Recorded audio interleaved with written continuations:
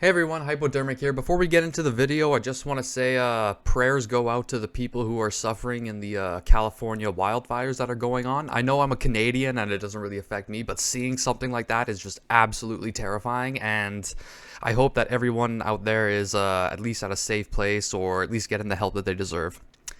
Prayers go out to you. Welcome back to the channel, everyone. Hypodermic here. Today we got a juicy video because Treyarch just released a huge update pretty much reverting all the changes that they made a week ago. Let's go check it out. Alright, we are on Treyarch's Twitter page right here, and the first thing that we see here is, hey everyone, we got a handful of zombie updates live today. TLDR, we are. That just goes over my head. I'm an idiot. So, reverting changes from January 3rd that nerfed fun. Man, God, we called them out so hard, they actually had to put that into the tweet. Like, yes, you guys did nerf fun. That's an absolutely amazing tweet to even, like, read out, even see someone say, so that's absolutely enough. Did I say enough? I meant nuts. But given Shadow Rift 4 new buffs, which is huge because they nerfed the lethal damage to elites with Shadow Rift, completely making the ammo mod useless. Like, that was the one reason why anyone used the Shadow Rift, because it was just so good. It was the only one that could actually kill elites just like that, and they got rid of it. But now it's back, so that's nice. So fixing some annoying leftover bugs and updated Deadlight Greenlight in weeks 2 and 3. So a little unsure what that means. I wonder if there's like a little link, and okay, there's also obviously patch notes right there, so we'll go check that out. But hopefully this means that they are getting rid of the round cap and actually making this, you know, unlimited rounds for this, because it is a really great game mode. It is so much fun as long as they get rid of that round cap.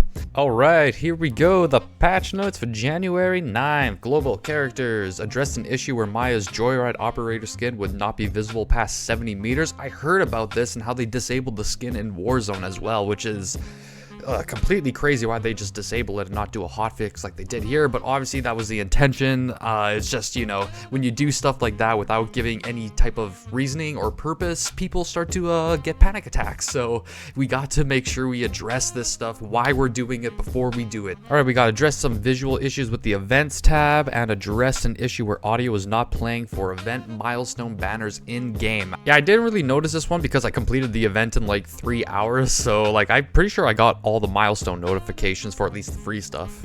On to multiplayer mode. Deadlight Greenlight increased XP awarded from match bonuses, and the stability issues added various stability fixes. Well, that's just, you know, the common saying right there. That's just a meme at this point. Here we go, a little statement from Treyarch themselves here. Hey everyone, let's talk about the changes from January 3rd. The team is always focused on making zombies fun and rewarding. That's why we make video games, but we don't always nail it the first time. You're telling me. That's weird, because actually, like, remembering Black Ops 3, you guys kind of did nail it every time, except for the Threshers. F those things. Some fixes for bugs or exploits can become lower priority as more important issues come up, and some need to be held for an update further down the line. Last Friday's changes to Big Game for Shadow Rift, the Shock Charge speedrun for Terminus, and directed mode spawn delays after 5 looped rounds are prime examples of these. Yeah, which was yeah, like I said, all those changes is what completely just made everyone lose their minds in Zombies too. And let's not forget the nerf to the Lion Sword as well, how they made you get less armor per kill when it's charged. Again, why? We know it's not fun to see a fix multiple weeks later after something that wasn't bothering you in the first place, so we're reverting the directed mode changes, giving Shadow Rift 4 new buffs, and scheduling a fix to allow speedrunners to safely use the shock charge tactics for Terminus again.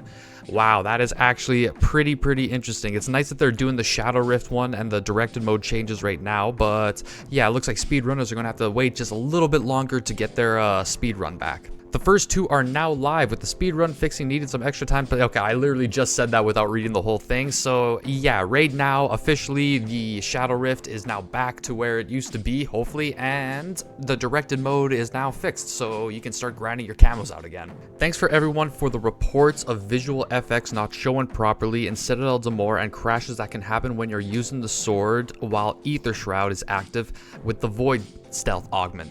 The team produced fixes for these bugs shortly after they popped up, and they're live today. Alright, so it seems like they actually did a whole bunch of hot fixes here, which is really, really nice. Alright, down to the nitty gritty. Citadel Zamora addressed an issue where the Void Sheath augment for Aether Shroud and one of the elemental swords would cause the match to crash. Addressed an issue where many visual effects would stop playing. I would notice that all the time, especially down by Speed Cola. You just kill a whole bunch of zombies, and I don't know if it's like the blood texture that messes with the whole thing, but you can just start seeing through the map and it's just all glitchy. So I'm glad that they fixed that, because that was just giving me headaches. And address an issue where many visual effects would stop playing. Directed mode. Address an issue where guidance would be incorrect if a player disconnected with a stamp. That is a very weird one. I haven't even tried any of the directed mode. Wait. Why? With a stamp. With a wait. Am I missing something? Did they release directed mode for Citadel Zamora already? Oh my god, I did not even notice that. If it is out, I was okay. That's something I actually didn't know. I didn't even know that. So it actually makes perfect sense why I wouldn't know. I haven't even played any of the directed modes yet, so this is why this is a little bit baffling to me. I was like, what do you mean stamps? There's only a stamp in Citadel Zamora, and I thought that releases like in a week or so, but obviously it's already out, so that's pretty nice. Directed mode. Remove the extended time between rounds for the delay between spawning zombies after 5 loot rounds at the round cap. Good change. Good change. Ammo mods, Shadow Rift. Here we go. This is the 4 buffs that they're going to be doing here, so let's check it out. Activation rates. Normal enemy activation rate is increased from 15% to 20%. I would notice sometimes that Shadow Rift, like, you would just have a full new clip after waiting, what, 30 seconds after your activation, and it just doesn't activate at all.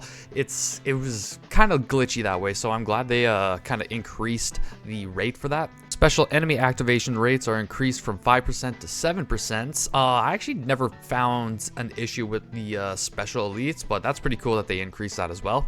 And elite enemy activation rate with big game augment is increased from 5% to 7%. Cooldown timer is decreased by 25% as well, so that is really, really good. You're going to actually be using the augment a lot more, and that'll actually come in handy for some of the challenges in prestige mode as well, because there's one where you have to kill people with the explosion augment on, and yeah, when it doesn't activate that often, it's pretty hard to complete. And here we go. The big game augment for Shadow Rift was never intended to one-shot elites, but we know it worked like that for months, and we heard you about the last changes taking too much away from Shadow Rift overall. So we've added 4 buffs to make Shadow Rift activate more frequently, including a 25% cooldown reduction to keep it powerful and fun to use.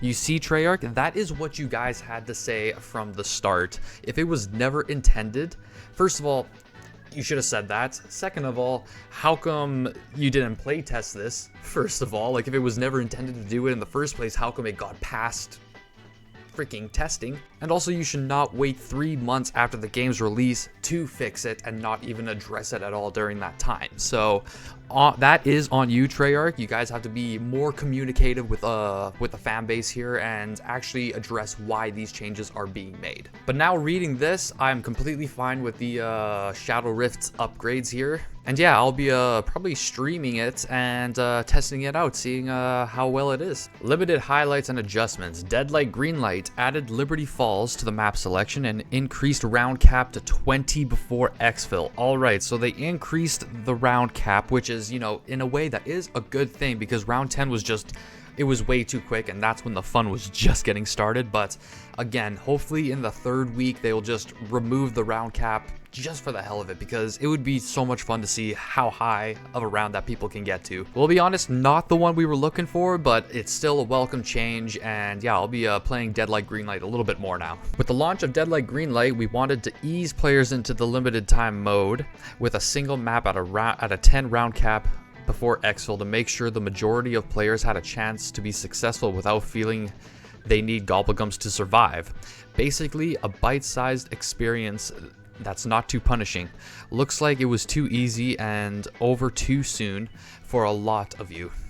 Okay, so again, you guys explained this stuff, and also if you did explain this, you would have got a little bit more constructive feedback from the player base that probably would have never led to the huge issue being like this anyway. Like, starting today, we've added Liberty Falls to the map selection and extended the round cap to 20. After that, we'll plan week 3's round cap extension based on how crazy the community wants the challenge to get. I'll tell you how crazy we want this challenge to get. Take it off.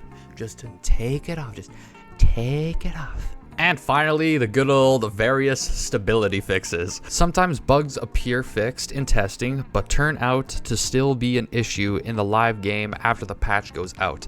This sucks for everyone involved, and it can lead to inaccurate patch notes, which we never want. The vermin double attack bug is one of these. And like the Terminus speedrun fix, the proper solution for it unfortunately can't be implemented as quickly as some other items listed above. Look for both of those fixes when Season 2 launches on January 28th.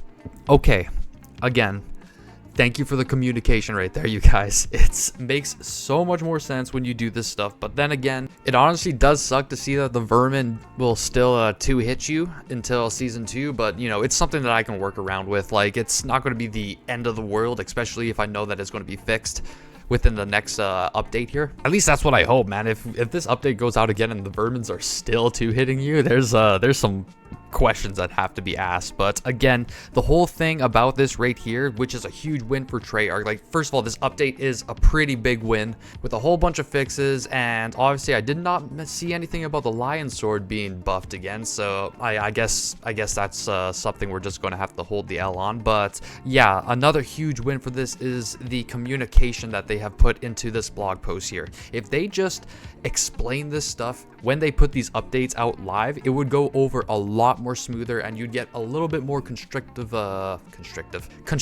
feedback during that. And yeah, the biggest problem is you guys put out these updates and you don't say anything for a week. So yeah, you guys can be a little bit more vocal, especially you guys have Twitter. You guys have one of the biggest platforms on the world, if not the biggest platform on the world. Just spew a little something out and just take the feedback. I'll say it again here, this is a really good update. This is a big win for Treyarch here, especially with the communication, and also good job to the community as well. People who are making videos, people who were, you know, not being mean and, you know, complete assholes to the developers on Twitter, actually giving constructive criticism. Oh my god, I cannot say those two words together today. But yeah, I'll say it again. Overall, good update. I will be hopping on to a stream and trying out the update here, and yeah, we'll see how it goes. But that is going to be the video, you guys. If you guys enjoyed, leave a like, comment down below, subscribe to the channel if you haven't already, and yeah, let me know what you guys think of this update. Is it a huge win? Are you guys going to be coming back to the game now and trying out all these new changes? And if so, are you guys content with it? Is it going to make you play the game a little bit longer? The one thing I do know is that I am going to be playing Deadlight Greenlight a little bit more because of that extra round cap there too. So for me, it's at least a yes for at least another 2 days. But I'll see you guys in another video. Peace out.